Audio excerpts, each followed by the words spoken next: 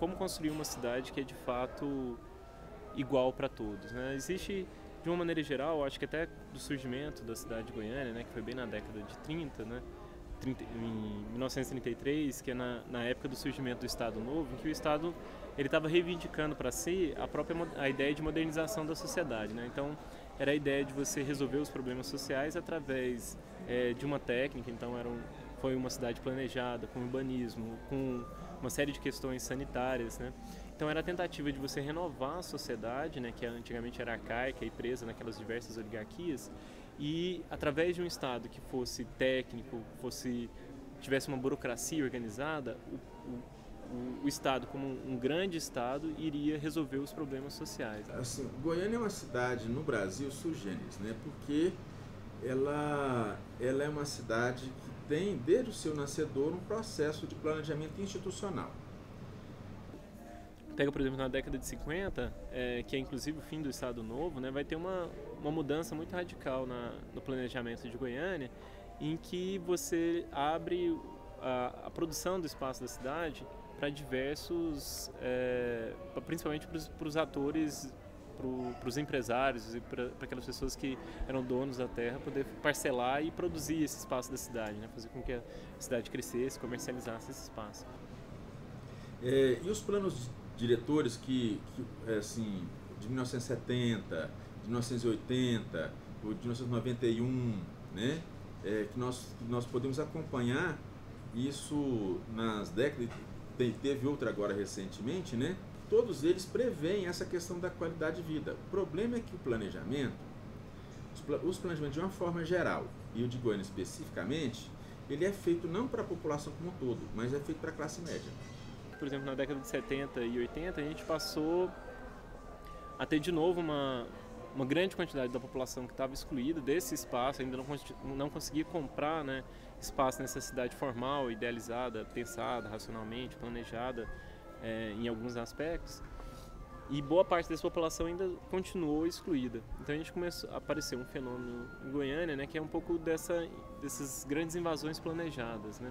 Então, principalmente na região noroeste de Goiânia, a gente vai ter uma série de grupos sociais, né, que se organizaram em torno da questão da falta de terra, da falta de moradia urbana, e organizaram parcelamentos inteiros, né, para a ocupação dessas cidades. E aí é um fenômeno bastante interessante que o próprio processo de invasão, esse processo que era fora da cidade planejada, passa também a construir um planejamento, né? As pessoas se reúnem, organizam, pensam. Todos, você criando então uma região com pouco acesso à Goiânia, mas uma região pobre.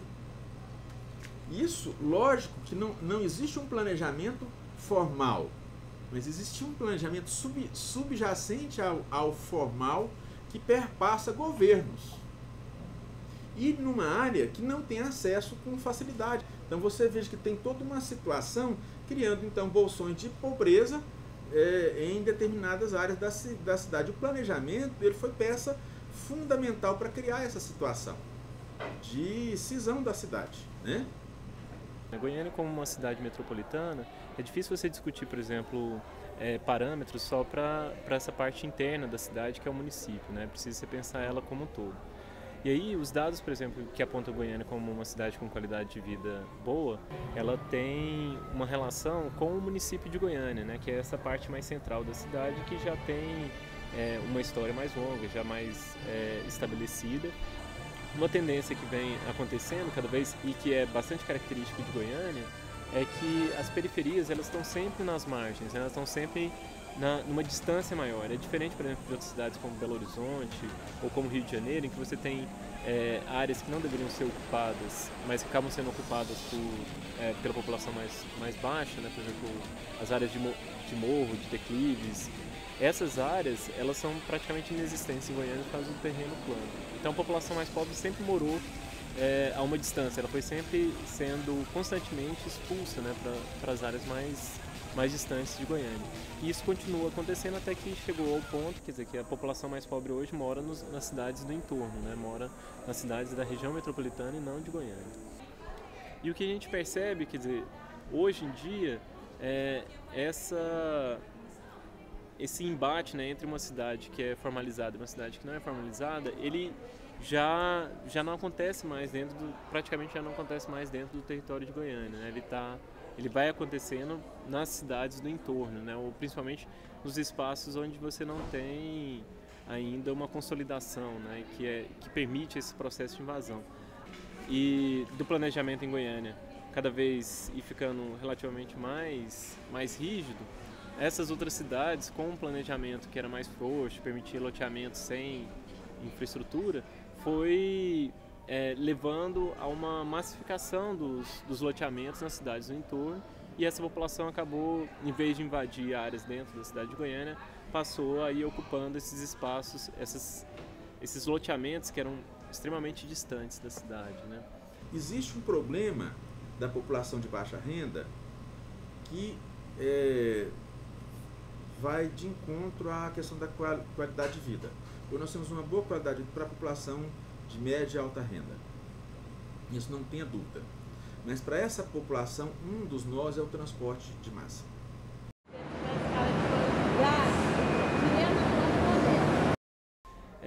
A população, de uma maneira geral, ela está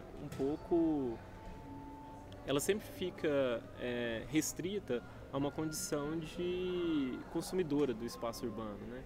Então tem sempre outras pessoas que estão produzindo nesse espaço, e as pessoas que vão realmente viver nesses lugares passam sempre têm sido sempre consideradas como consumidores desse espaço, né? Então ela tem que estar incluída dentro de um circuito econômico que está estabelecido para conseguir comprar a terra e viver nesse lote ou nesse espaço urbano que é uma propriedade privada, né? Transporte de massa, porque eu sempre falo, o tempo que a gente perde no transporte é o tempo que a gente perde na vida. Então, a própria mobilidade dentro do espaço urbano é também um serviço que vai gerar, por exemplo, uma desigualdade, né, de possibilidades para as pessoas. Quem vai poder ter mais cultura e quem vai poder ter menos cultura. Então, existe aí, quer dizer, uma discussão que é da capacidade da gente distribuir esses direitos, né? Como que a gente consegue distribuir esses direitos de acesso? Que entra uma outra questão, que é a sociedade que nós vivemos hoje, que é essa sociedade de consumo, que tem repercussões sociais terríveis, mas do ponto de vista do transporte, muito mais, porque todo mundo quer ter seu carro, ao invés de andar de ônibus, né? E essa questão também explica por que Goiânia tem muita moto. Também é um espaço em que as pessoas vão se encontrar, vão trocar ideias, vão ter acesso à discussão, vai ter acesso à cultura, vai ter acesso à educação, vai ter, por exemplo, o contato com a diversidade cultural das outras pessoas. Então a cidade, ela também é um espaço que vai formar as pessoas, que vai dar, por exemplo, a capacidade de ter um pensamento mais livre, um pensamento mais autônomo do que se fosse uma pessoa que estivesse morando, por exemplo, numa comunidade mais fechada, mais organizada, né? Então a cidade, enquanto instrumento, ela vai te dar também possibilidades de pensar o mundo de maneiras diferentes. Isso explica transporte ruim, a cidade de Goiânia é espalhada, né? Tudo é muito longe. Aí você tem toda essa dinâmica. Aí a cada 20 minutos chega no Hugo um acidentado de moto nessa cidade. E se você fizer a estatística de quantos ficaram paraplégicos ou com problemas mentais, é muito grande o índice. Então eu acho que duas grandes questões são importantes. Eu acho que, por um lado, é uma tentativa de descentralização, né, desses serviços, ela é fundamental, né, então que as outras cidades também tenham acesso a esses diversos serviços urbanos e a cultura, a qualidade de vida, a parques e assim por diante, mas também um investimento em transporte público, né, que é o que a gente estava falando. Então não adianta também a gente deixar na mão do mercado ou da pessoa que está preocupada em ganhar mais dinheiro a solução dos problemas e da produção do espaço da cidade. E também a gente pensar, por exemplo, o Estado como um grande provedor que vai, por exemplo, definir como que deve ser as ruas das pessoas, qual a quantidade de praça, tudo através de uma racionalidade técnica, né, que o pessoal tem discutido, também não vai trazer o desenvolvimento das pessoas de fato. Primeiro você tem a questão da falta de perspectiva. uma parcela considerável da população. Depois você tem a questão da sociedade de consumo, que é um negócio brutal. A sociedade de consumo ela é extremamente venal para a juventude, em especial a juventude de baixa renda, né?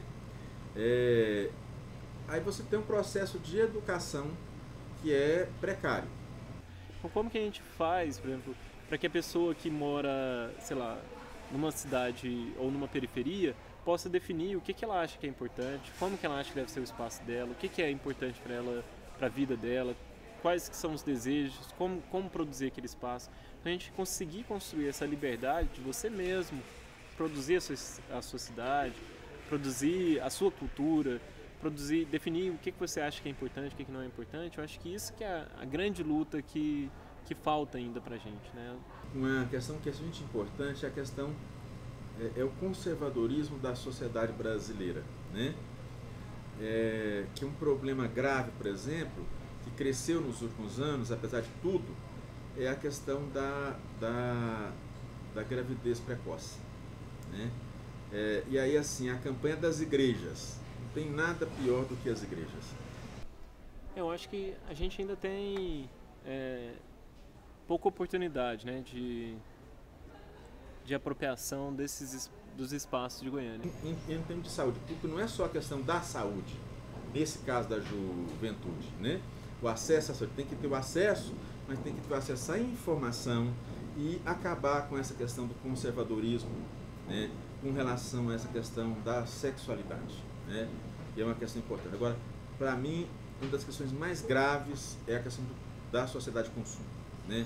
Há um incentivo grande para o consumo, só que uma parcela da população não tem acesso a esse consumo, né, que é veiculado pela televisão, pela imprensa de uma forma geral, né, imprensa, em especial a imprensa televisionada. Se a população jovem conseguisse de alguma outra forma, né, se apropriar desses espaços, né, por exemplo, através de festividades mesmo, né, eu acho que é uma maneira, quer dizer, a festividade na cidade, ela sempre teve um papel importante. Essa imprensa, né, ela tem todo um modo de vida que é trabalhado a cabeça dessa juventude, esse modo de vida ligado a um consumo que a maioria da população não pode ter, né? Existe o desejo de ter esse consumo. Isso é um dos grandes fatores da geração de violência. Eu acho que ainda falta muito esses momentos de encontro das pessoas no espaço, que serve tanto para ressignificar aqueles valores que aquele espaço tem, mas também usar o próprio espaço aberto da cidade como um espaço de encontro, né? Um espaço onde as pessoas possam trocar e possam se encontrar. Eu acho que isso ainda é muito importante, né? Mesmo a gente vivendo cada vez mais uma sociedade que está interligada de outras maneiras, né? Através da informática, através do telefone, da televisão, né? As pessoas vão se sociabilizando cada vez menos pelo espaço público e cada vez mais por esses outros meios, né, de comunicação. E essa situação permanecendo, você vai criar os mecanismos que gera violência, que gera discriminação, e a cidade nunca vai ser uma cidade integrada.